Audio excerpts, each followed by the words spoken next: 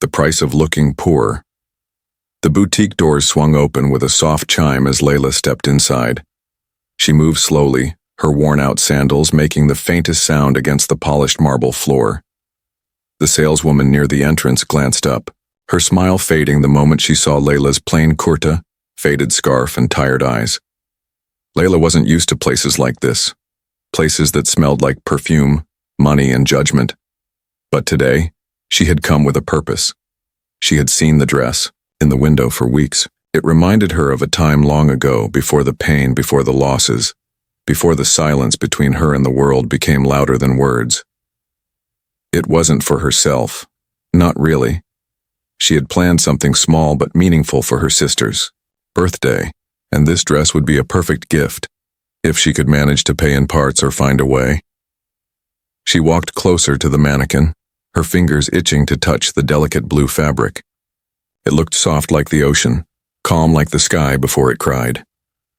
A soft voice broke her thoughts. "Can I help you?" the woman asked, not with warmth, but with suspicion. Layla turned to face her. "Yes, please.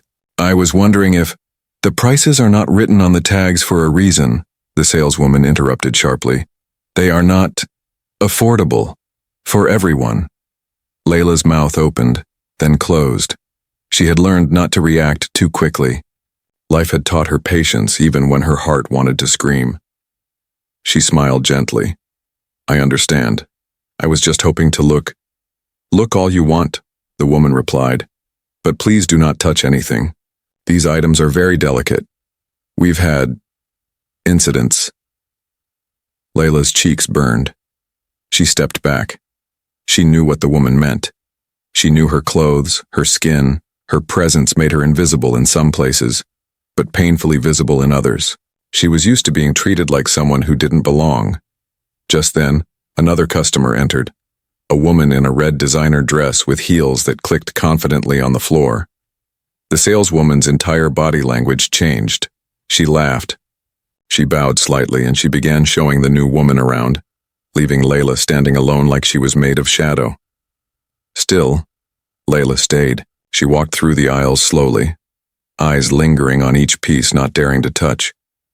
She didn't want to prove the woman right. She just wanted a chance. But then she heard it.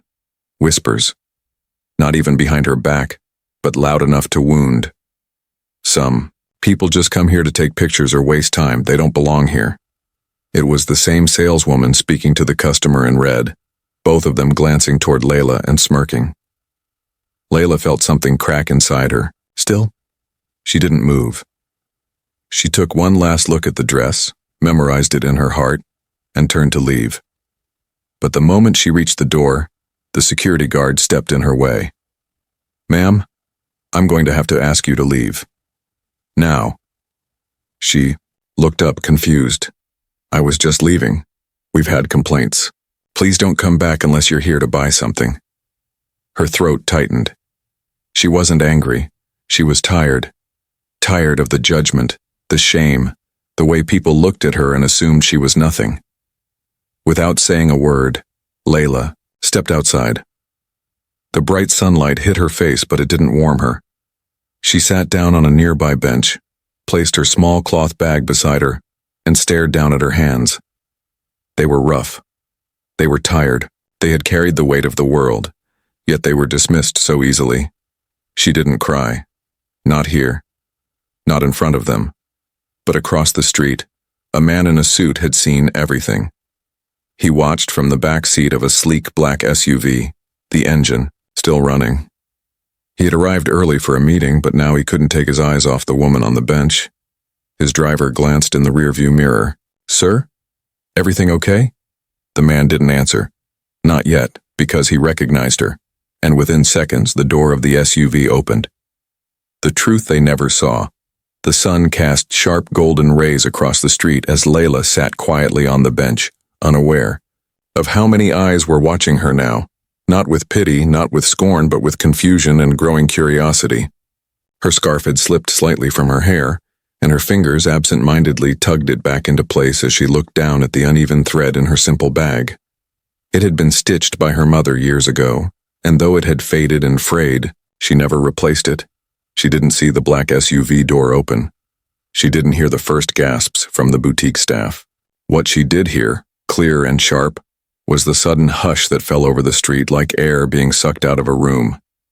And then, the voice she hadn't heard in over 6 months. Layla. Her heart didn't skip a beat. It stopped entirely. She slowly looked up. Standing in front of her in a tailored charcoal suit with deep lines of worry etched into his usually calm face was Ryan, her husband, her once best friend, her once everything. He looked different now. Sharper. Colder. There was a storm in his eyes, but it wasn't directed at her. Not yet. Layla stood up, unsure of whether to feel relief, fear, or bitterness. She hadn't expected to see him again. Not like this. Not after everything they had lost between them. Not after the silence had stretched too long. "Rayan," she said quietly, almost unsure if she was dreaming. He didn't answer right away. His eyes flickered from her face to the boutique behind them. He had seen it all. The way they laughed at her, dismissed her, threw her out like she was less than human. His jaw tightened. "Come," he said gently but firmly, offering his hand. She stared at it. For a moment her pride flared, but her exhaustion was stronger, and so was her curiosity. What was he doing here? How long had he been watching? Why now? She took his hand. Gasps echoed behind the boutique window. Inside, the saleswoman dropped the scarf she had been folding. The customer in red blinked, confused, and Layla walked beside Ryan without saying a word, her hand in his, her eyes on the ground, her thoughts spinning. The door of the SUV opened again and the driver nodded respectfully. Layla hesitated for a split second, but Ryan guided her in. The car was cool and smelled faintly of leather and sandalwood. She sank into the seat. Only when the door closed and the world was shut out did she finally speak. "Why are you here?" Ryan's face softened. "I was here for a meeting. Across the street. I saw you. I couldn't believe it was really you." She turned her face away toward the window. "Well, believe it. This is who I am now." "Don't say that," he whispered. "Why not?" Her voice cracked. "Isn't that what you decided to? That this version of me, simple, small, quiet, wasn't enough?" Ryan exhaled deeply, regret pooling in his eyes. "You were always more than enough, Layla. It was me. I lost sight of what mattered. I thought building a future meant forgetting the present, and I thought love meant not letting go," she said quietly. A heavy silence filled the car. Outside, the boutique door opened. The saleswoman stepped onto the sidewalk, staring at the SUV like it had rolled in from a dream. The customer in bow, red followed, her phone already in her hand, recording. Ryan saw them, but he didn't care. He leaned slightly closer to Layla. "I know I can't erase the past. I can't fix everything in one day, but please, let me take you home. Just for today." Layla closed her eyes. Home. What a strange word. It had once been a soft blanket of safety. Then it had become a memory of arguments, silence, separate rooms, and finally, separate lives. Could she go back? Even for a moment. She nodded slowly. The car pulled away, leaving behind a street full of stares, whispers, and a boutique full of people who now realized they had made a very big mistake. The ride was long but quiet. Trees passed by, tall buildings disappeared, and the city gave way to open roads. Layla glanced at the window, unsure of what emotions were building inside her. Ryan didn't speak much. He didn't try to explain or apologize with grand words. He simply sat there glancing at her from time to time, as if afraid she might disappear if he looked away too long. When they reached the gates of his estate, their estate once upon a time, Layla's hands trembled slightly. The last time she had stepped inside, she was crying. Now she wasn't sure what she felt. The house hadn't changed. Tall, elegant, but still quiet, like it had been waiting. The driver opened her door and Ryan helped her out. You look tired, he said, gently. You look different, she replied. He gave a soft, sad smile. Money changes people, but losing you changed me more. She didn't reply. Inside the house, everything felt frozen in time. The same flowers in the vase, dry now. The same photos on the wall, smiling faces hiding silent pain. She walked slowly through the hallway, her fingers brushing the edge of the marble counter, remembering laughter that once echoed here. In the dining room, a meal had been set. Simple, like she used to make. Rayan poured her a glass of water, then sat across from her. Can I tell you something, he asked. She nodded. I came home every day for 6 months hoping you would come back. I kept thinking I'd see your slippers by the door or smell your tea on the stove. I even left your mug on the counter, the one with the chip. She looked up sharply. You hated that mug. But you loved it, he said. And I realized too late how many small things I never tried to understand. Her eyes welled up, but she didn't let the tears fall. And today, he continued, when I saw you sitting there, quiet, hurt, and still holding yourself with grace, it broke me, she finally whispered. They laughed at me. They thought I was less because of how I looked. They were fools, he said, his voice firm. They didn't see who you are, but I did. I do. The silence between them wasn't empty anymore. It was heavy, full of old memories, broken promises, and fragile hope. After dinner, he walked her to the guest room. He didn't ask her to stay in their old room. He didn't assume. He simply said, You can rest here. The door will stay open. She paused, at the door. Thank you for seeing me today. His voice was low. Thank you for letting me. And she stepped inside, leaving the door slightly open. Later that night, the boutique's video footage had gone viral. Someone had uploaded the clip of Layla being humiliated, followed by her being escorted by Rayan into the black SUV. Headlines began to flood social media. Simple woman kicked out of boutique. Turns out she's billionaire's wife.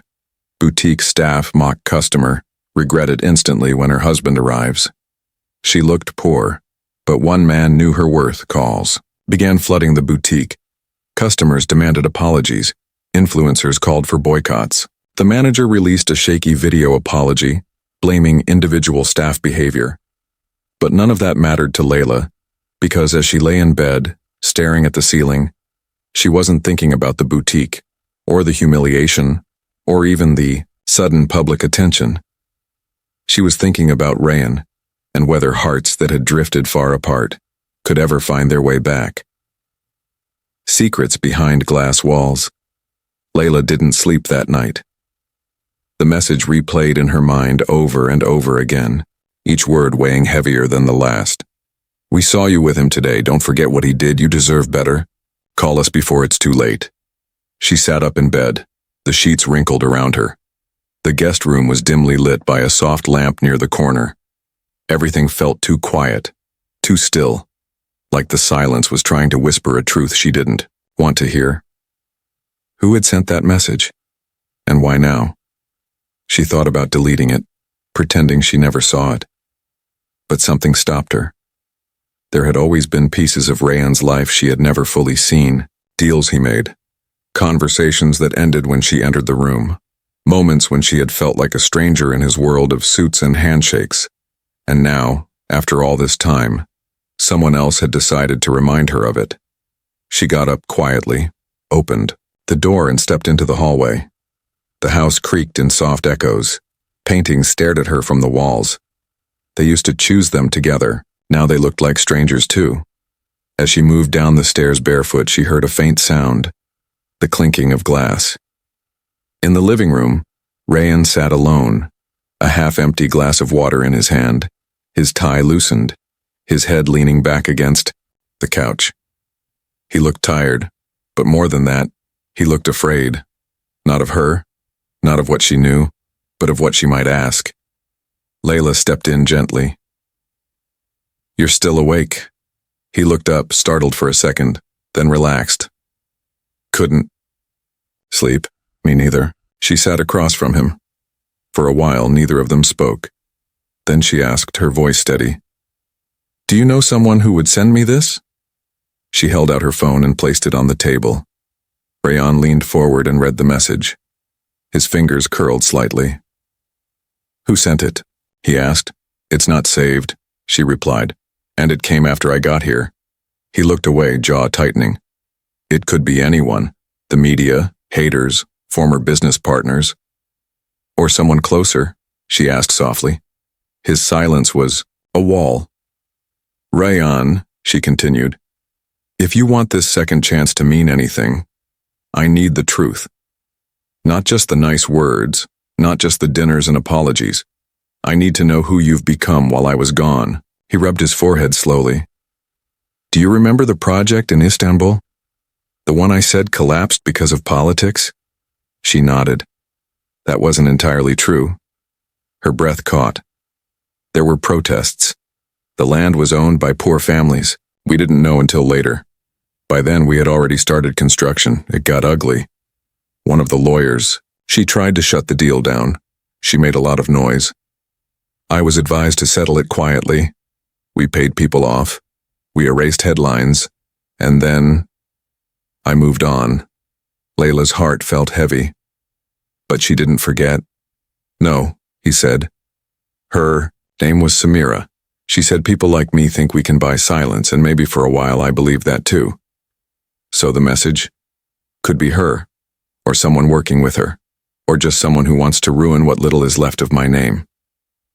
Layla leaned back. What happened to Samira? She asked. She lost her license, couldn't practice again. I didn't push for that, but someone did, my partners. They made her disappear legally. Layla stood up slowly, walked toward the window and looked out at the night sky. The stars seemed farther than usual. You want me back? She said. But you want me to ignore the weight of what you've done? No, Rayan said quietly. I want you to help me fix it.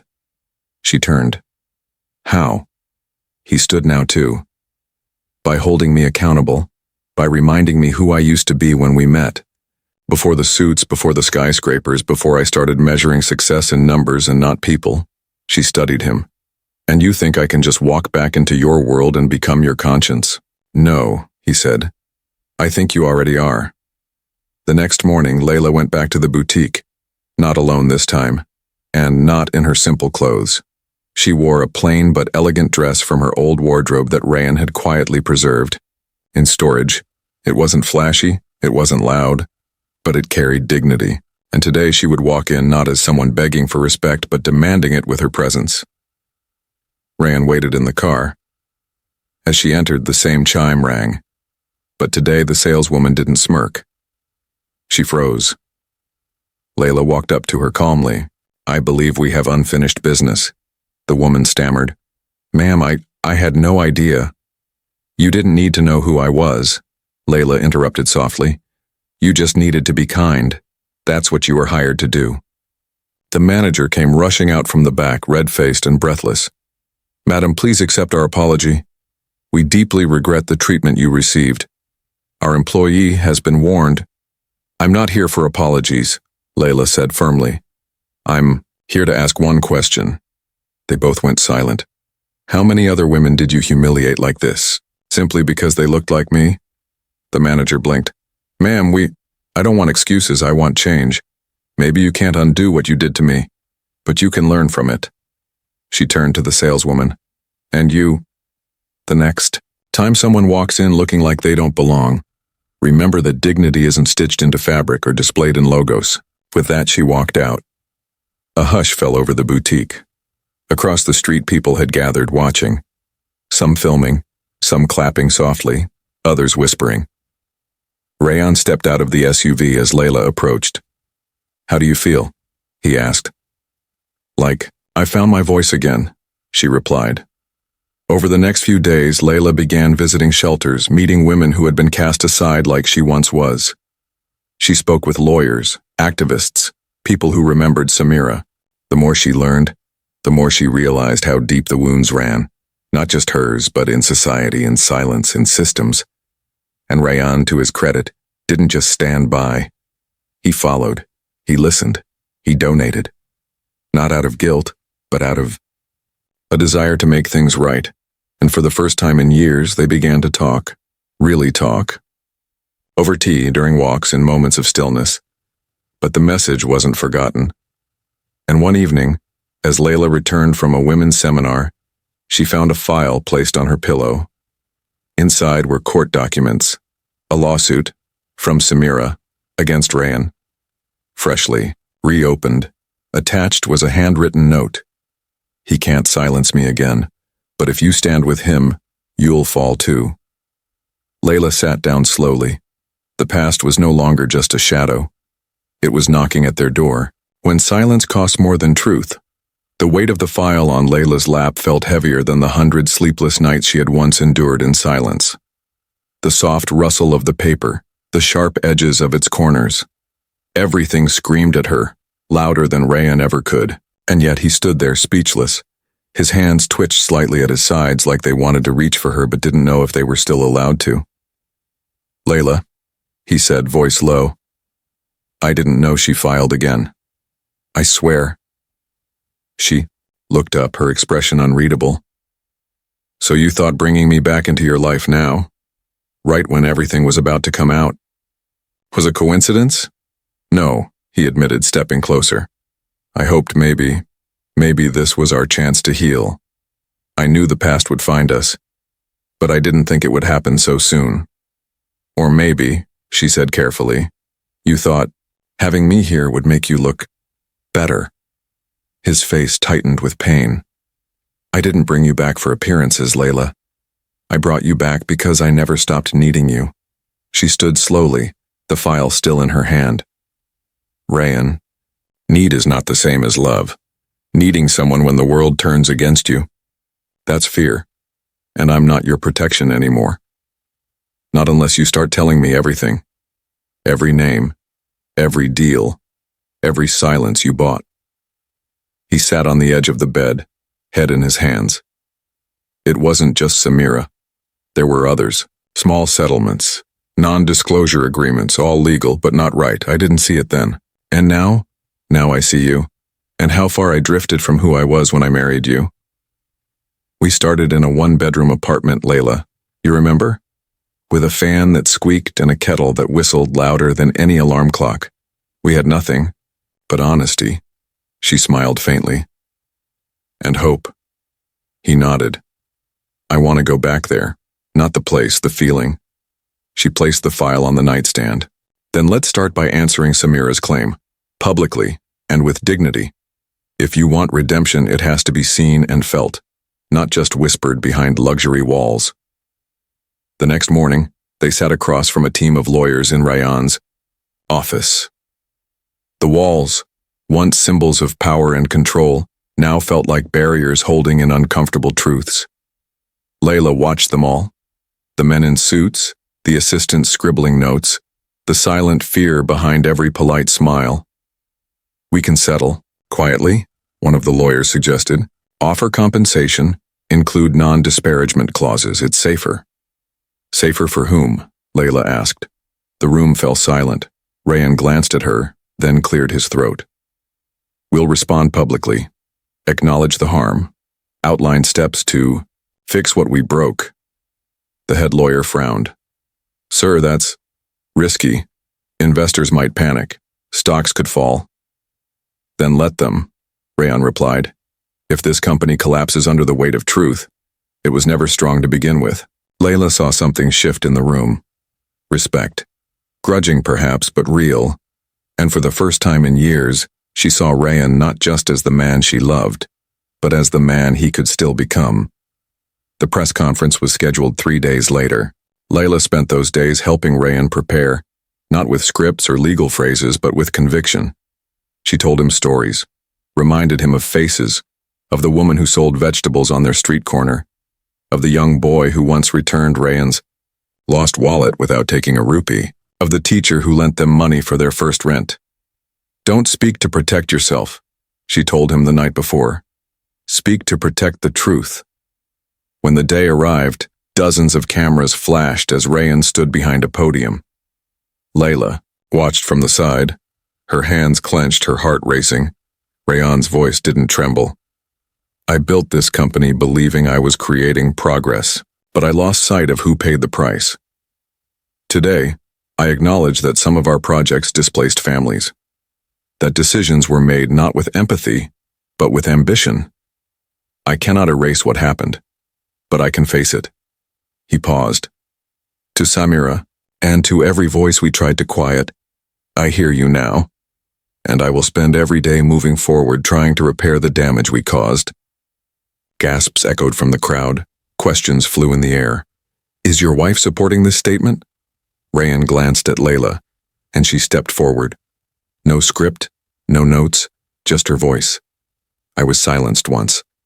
By shame. By the feeling that I didn't belong in my husband's world anymore. Today, I stand here not just as his wife, but as a woman who knows what it means to be ignored, judged, erased. We are not perfect people, but we are trying. And sometimes that is the bravest place to begin. Applause erupted, some slow, some unsure. But growing. Outside, the clip would go viral again. This time, not humiliation, but strength. But not everyone was pleased. That night, as Layla and Rayhan returned home, they found a note taped to the gate. Truth has a price. Yours is coming. Rayhan clenched the note. Do you want security posted around the house? He asked her. No, she said quietly. Let them come. We're not hiding anymore. In the following days, news agencies praised the couple's transparency. Women's groups reached out to Layla. Samira's legal team requested formal dialogue. It seemed for a brief moment that healing was possible. But then came the leak. Emails. Old ones. Conversations between Rayhan and his then-partners about strategies, to silence protests, payments, threats. Even Layla's name mentioned, suggesting she should be kept out of certain rooms, certain discussions, to keep her innocent. The media exploded. He hid more than money. He hid her. Was Layla just a figurehead? Black SUV? White lies? Rayhan was devastated. Layla was shattered. In the garden that night, Layla sat by the fountain, her hands still. Rayhan came, beside her, his steps unsure. I never meant to use you, he said. But it's true. I tried to protect you from the mess. I thought you'd leave if you saw how dark it got. You should have trusted me, she said. I left because you stopped letting me in. Not because I was afraid of the dark. He nodded, quietly broken. Do you still believe in me? He asked. She didn't answer right away. Then she said, I believe in what we can become, but we have to earn it, both of us. The next morning, Layla held her own press session. No podium, no cameras. Just a chair, a mic, and a circle of women in a shelter room. I'm not a hero, she told them. I was kicked out of a store for looking poor. I stood on a sidewalk and felt worthless. I thought my story ended there. She paused. But stories can change. Not with power, but with courage. Applause, tears, hugs. And outside, a small girl ran up to her and said, You made me feel strong. And for Layla, that was everything. Cliffhanger ending. That night, Rayhan walked into the room holding a letter. His hand shook. It's from Samira, he said. Layla took it, opened it slowly and read. Her eyes widened. She doesn't want compensation, she whispered. She wants something else. Rayhan leaned closer. What? Layla looked at him. She wants us to testify against your former partners. In open court? Rayhan went pale, because saying yes could mean destroying everything he built, but saying no could mean betraying everything they were trying to become. The cost of standing tall, the courtroom was larger than Layla imagined. Tall wooden panels surrounded them like ancient guardians of judgment. The ceiling seemed to stretch forever, and every sound, from the creak of a chair to the rustle of a notepad, felt heavier in the space. She sat beside Rayhan at the witness table, her hands clasped tightly in her lap. The letter from Samira had led them here. A week ago, they had debated endlessly about this moment. Rayan had paced the study late into the night, torn between loyalty and guilt, fear, and hope. If we do this, he had said, I lose everything. Maybe, Layla had answered softly, but maybe what you gain will finally be real. And so, they made the decision, not for revenge, but for truth. The prosecutor's voice echoed in the courtroom. Mr. Rayan, did your partners instruct the destruction of records related to Project A13 in Istanbul? Rayan swallowed, then nodded. Yes, they said it would damage our public image. And did you comply? A silence. Layla squeezed his hand under the table. Yes, he said finally, voice steady. But I regret it deeply. The courtroom stirred. His former partner sat across the room, stone-faced. One of them stared directly at Rayan, hatred in his eyes. Another leaned toward his lawyer, whispering urgently. And then, it was Layla's turn. Mrs. Layla, the prosecutor said gently, how did these decisions affect your relationship with Mr. Rayan? Layla took a breath. Then she stood. Not because she had to, but because she wanted her words to reach the very back of the room. They didn't just affect our marriage. They broke it, she said. They made me feel like my voice didn't matter, like my values were too small for the world he lived in. I left not because I stopped loving him, but because I couldn't watch the man I loved become someone I didn't recognize. The judge nodded. Thank you. That will be all. As they stepped down from the witness stand, Layla caught a glimpse of Samira in the back row. Her face was calm, not angry, not bitter, just relieved, like something heavy had finally been lifted from her chest. The trial took 4 weeks. Every day, Layla and Rayan walked into the courthouse together. The media waited outside with questions, cameras, assumptions. But they didn't run from it. They held hands. They stood tall. And every night, back home they talked, not just about the trial, but about themselves, the early days, the dreams they lost. The ones they could still chase. One night, Layla found a small box on her pillow, inside the chipped mug from their first apartment, with a note. I kept this, because it reminded me of the man you believed in. I'm trying to be him again. She held it to her chest and wept, not for what was lost, but for what had returned.